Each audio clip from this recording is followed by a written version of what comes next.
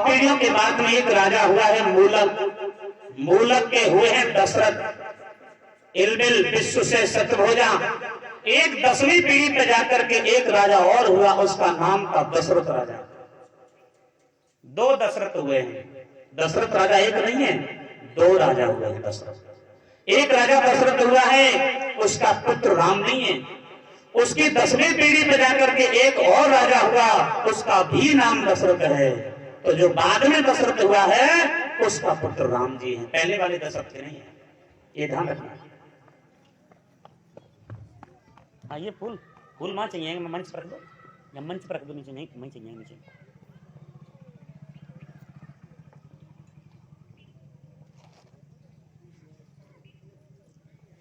एक राजा है, नाम है दशरथ। जानते हो दशरथ किसको कहते हैं?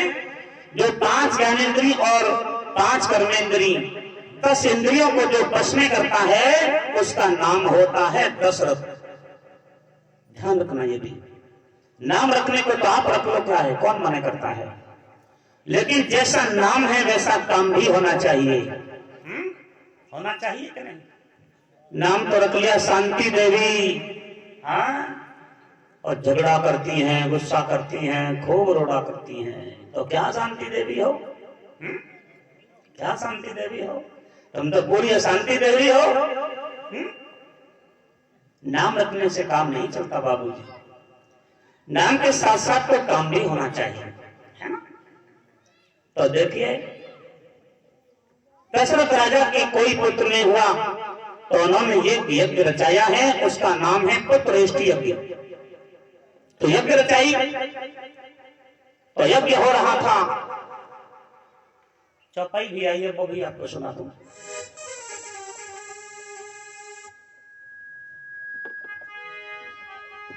श्रृंगी ऋषि विशिष्ट बुलावा, से बसे बुलावा, से बसे बुलावा, पुत्र काम शुभ यज्ञ करावा, पुत्र काम शुभ यज्ञ करावा, पुत्र काम शुभ यज्ञ करावा। श्रृंगी ऋषि वशिष्ठ बुलावा, पुत्र काम शुभ यज्ञ करावा। श्रृंगी ऋषि वशिष्ठ को बुलाया और राजमहल में यज्ञ होने लगा, क्योंकि 3 रानी है लेकिन पुत्र पैदा नहीं हुआ है। दशरथ की 3 रानी है, कौशल्या, सुमित्रा और कैकेयी, 3 रानियां थी, लेकिन पुत्र पैदा नहीं हुआ, तो यज्ञ होने लगा। तो यज्ञ में से अग्नि भगवान खीर का कलश लेकर के निकले, अग्नि भगवान। तो खीर का कलश आया, तो गुरुजी ने 3 रानियों को बराबर मात्रा में बांट कर दे दिया, पात्रों में रख दिया, बर्तनों में रख दिया। रानी स्नान करने को गई, तो भैया जब रानी स्नान करने को गई, तो जो सुमित्रा का जो डोना था, सुमित्रा जी का, उसको चील उठा करके ले गई। चील, चील तो जानते हो, पंछी होता है। तो जब उठाकर ले गई, तो जाकर के उसने ऋषि मुख पर्वत पर डाल दिया। अंजलि तपस्या कर रही थी, उसकी आंखें खुली, तो उसने वो दोना खीर का प्रसाद समझ करके खा लिया। उसका गर्भ धारण हो गया, तो उसके गर्भ से बालाजी महाराज का जन्म हुआ। किनका जन्म हुआ? बालाजी। तो जोर से बोलना पड़ेगा, बोलो बालाजी महाराज की जय हो। बालाजी का जन्म हुआ अंजनी माता की तरफ से। तो मैं आपको बता दूं, बालाजी का जिस समय जन्म हुआ,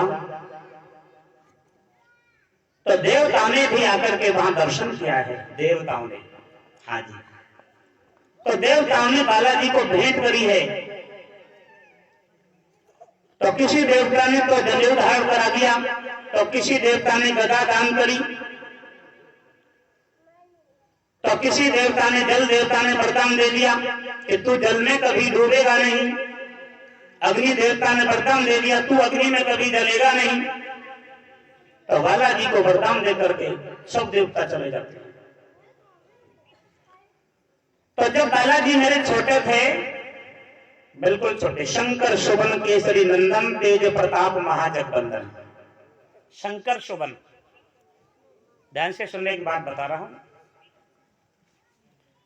जब मेरे छोटे बालाजी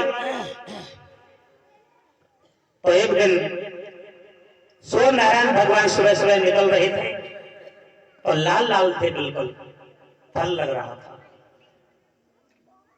तो देवताओं ने उड़ने का वरदान भी बालाजी को दिया था, वायु देवता ने। तो बालाजी उड़ करके गए, कहने लगे कि माँ जी मैं तो ये फल खाऊंगा। माँ ने कहा बेटा ये फल नहीं है, ये तो सूर्य नारायण है। बोले नहीं नहीं वही फल खाऊंगा। हनुमान ने अचरज कीना और सूरज पकड़ गाल में दीना। सूरज भगवान आप जानते हो सूर्य भगवान की तपन कितनी है, बहुत ज्यादा है।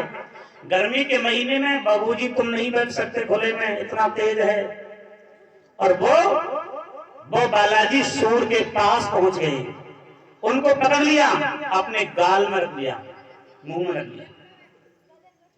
अब दिन में अंधेरा हो गया क्योंकि सूरज नारायण तो हनुमान जी के मुंह में। तो इंद्र देवता को क्रोध आया, तो उसने आकर के बालाजी के मुंह में वज्र की चोट मारी।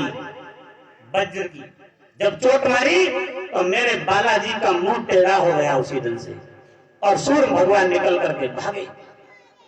बोलो बालाजी महाराज की जय हो। सूर्य निकल कर भागे, उसी दिन बालाजी हमारे उनका मुंह टेढ़ा हो गया है। दर्शन किया है आपने तो देखा ही होगा, बालाजी का मुंह टेढ़ा हो गया। और नाम क्या पड़ गया? हनुमान।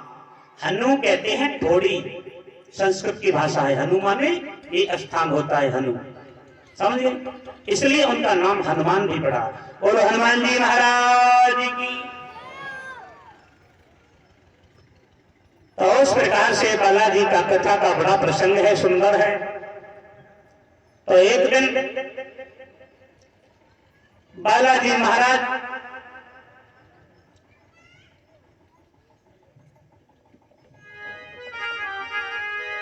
प्रभु चरित सुनिबे को रसिया, प्रभु चरित सुनिबे को रसिया, प्रभु चरित सुनिबे को रसिया।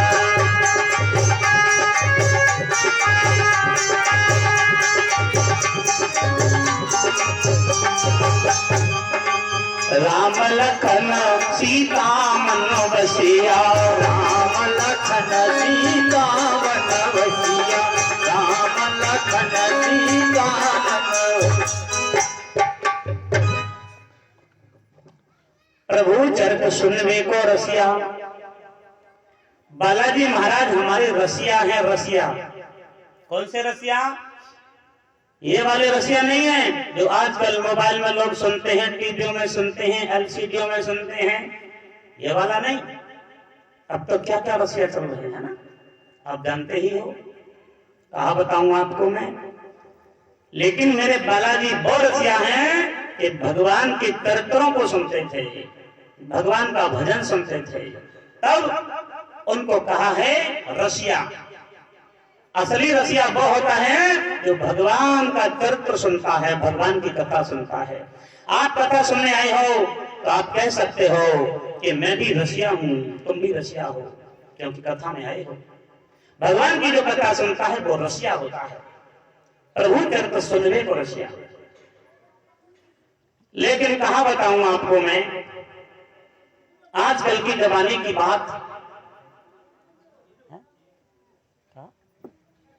क्या कह रहा बता, मुंह से बोल।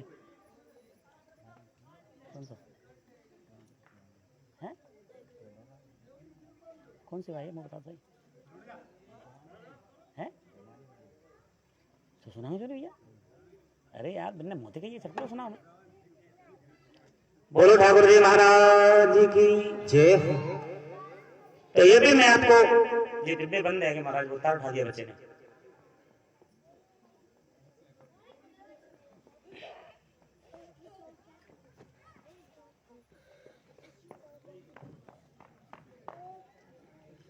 श्री राधे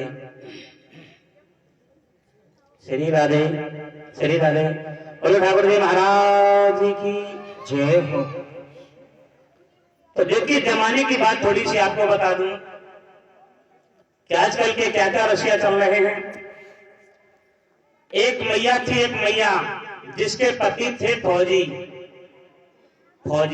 फौज में लगे थे, बॉर्डर पे नौकरी करते थे। तो आप जानते हो फौजी तो जब छुट्टी मिलती है जब आते हैं, 2-4 साल में या 1 साल में 6 महीने में आते हैं। तो मैया जी बैठी थी एक दिन शीशों के सामने और श्रृंगार बना रही थी। तो मैया जी कहा बोली, ध्यान से सुन लेना सब लोग, क्योंकि सब लोग रसिया गाते हैं। तो मैया बोली कि जिया बेकरार है, आई बहार है, आजा मोरे बालमा तेरा इंतजार है। ऐसे मैया मन में गुनगुना रही थी, मन में। हाँ, तब तक क्या हुआ, बाल काट रही थी, कंघी से ऐसे कर रही बाल। तो उनके सिर में कोई डींगर, जूं कहो या डीगर कहो, वो काट रहा था।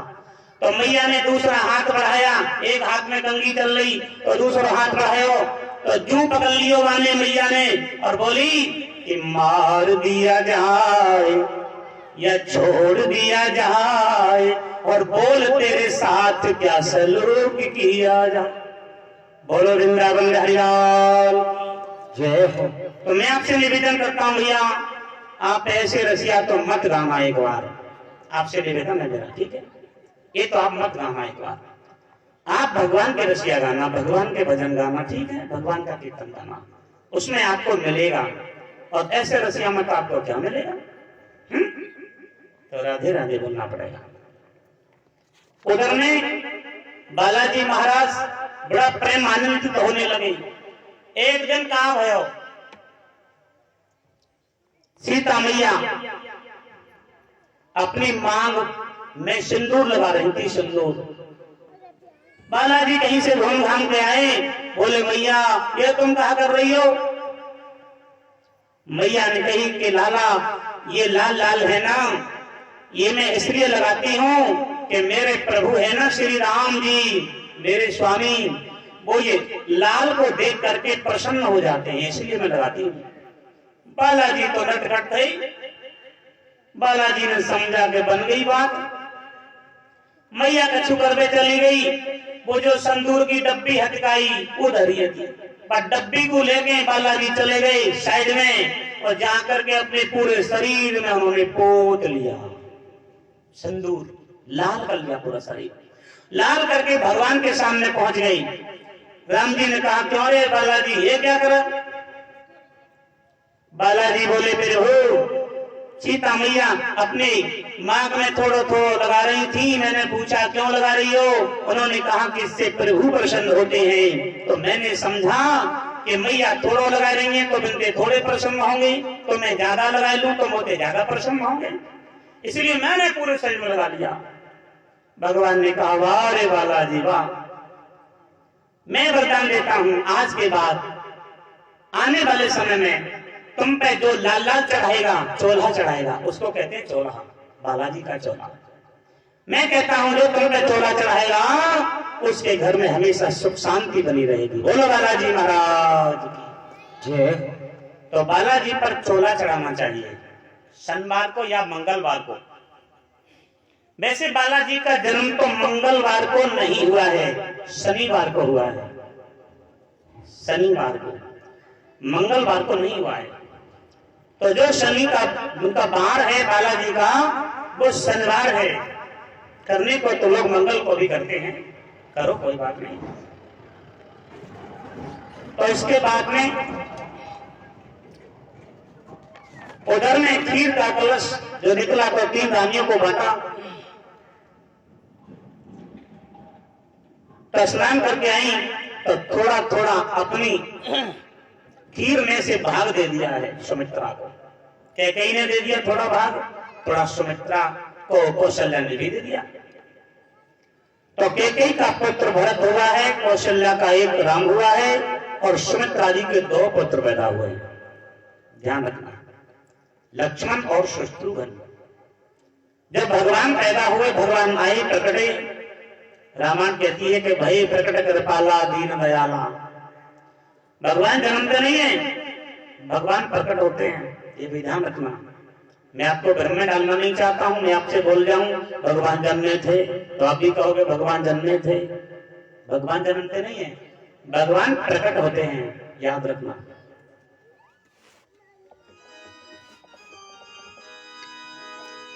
तो थोड़ा सा सांसारिक भाषा में आपको भजन सुनाऊं। तो दशरथ घर जन्म में राम, जय हो, ये संसारिक भाषा है।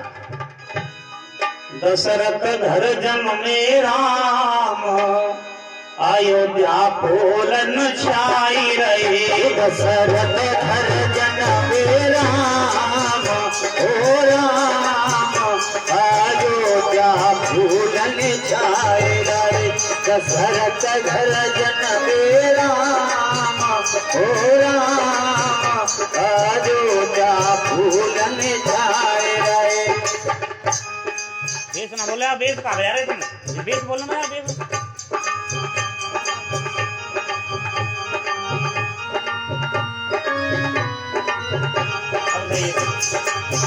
दशरथ घर जन्मे राम, कोई राम, अयोध्या फूलन छाए रहे। दशरथ घर जन्मे राम, ओ राम, अयोध्या फूलन छाए रहे। दशरथ घर जन्मे राम, ओ राम, अयोध्या फूलन छाए रहे।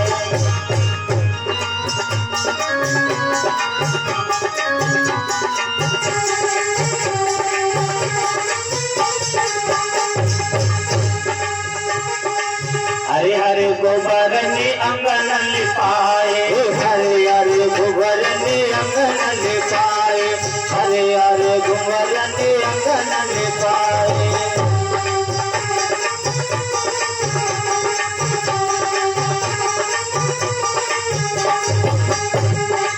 हरे हरे गोबर ने अंगन लिपाए, हरे हरे गोबर ने अंगन लिपाए, हरे हरे गोबर ने अंगन लिपाए।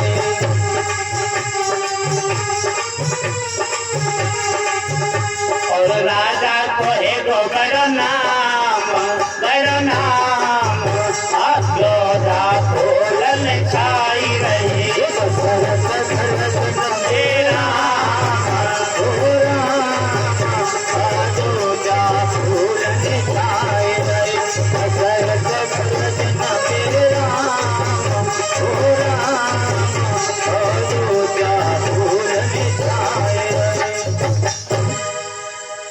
दशरथ घर जन्मे नाम, अयोध्या फूलन छाई रही। आज दशरथ के यहाँ भगवान पधारे हैं, तो जिस समय भगवान का प्रादुर्भाव हुआ सभी देवता प्रसन्न हो गई, लेकिन चंद्रमा देवता दुखी हो रहा है, क्योंकि चंद्रमा रात को निकलता है।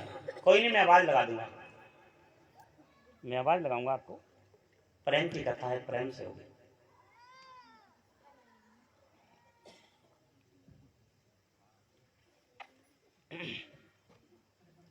चंद्रमा दुखी हो रहा था,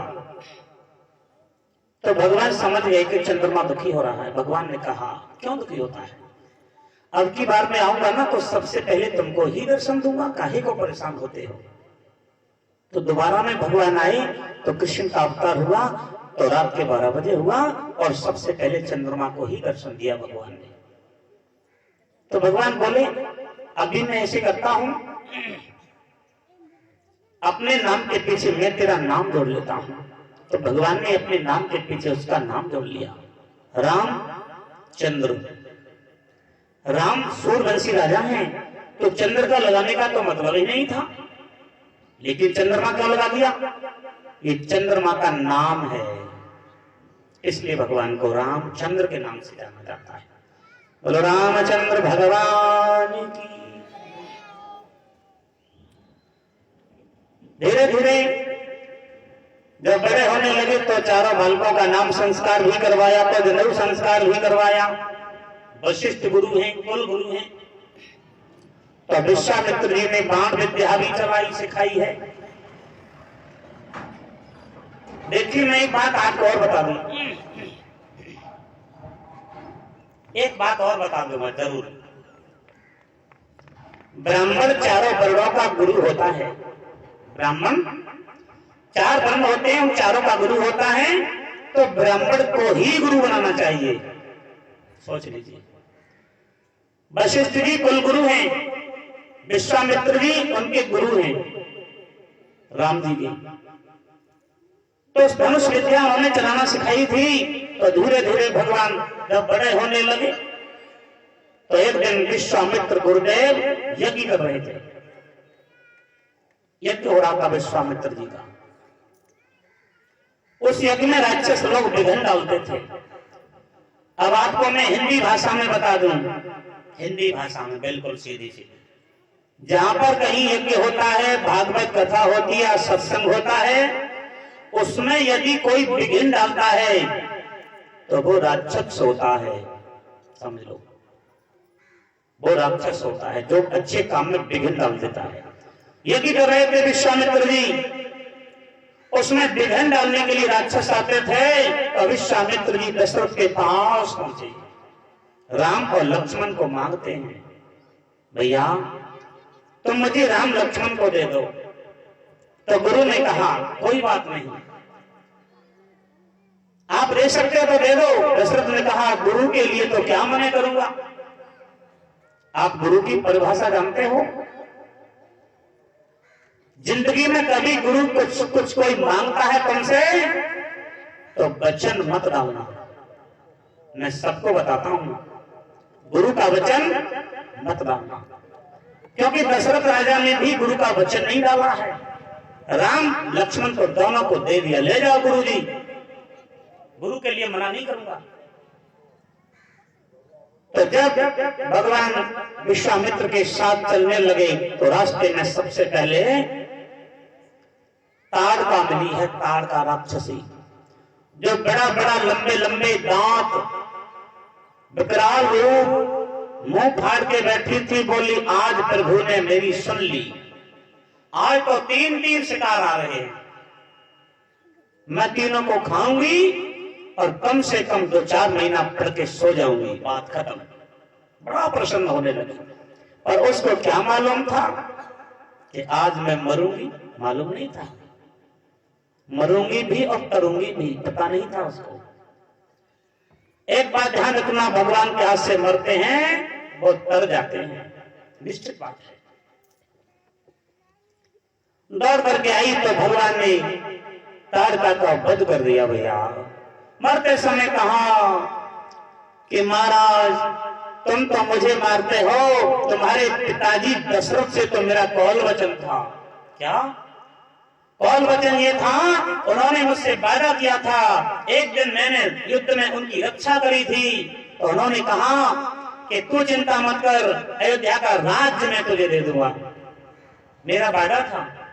राम ने कहा कि पिताजी का वचन मैं पूरा करूंगा, चिंता मत कर, तुझे 14 वर्ष के लिए मैं राज्य करा दूंगा।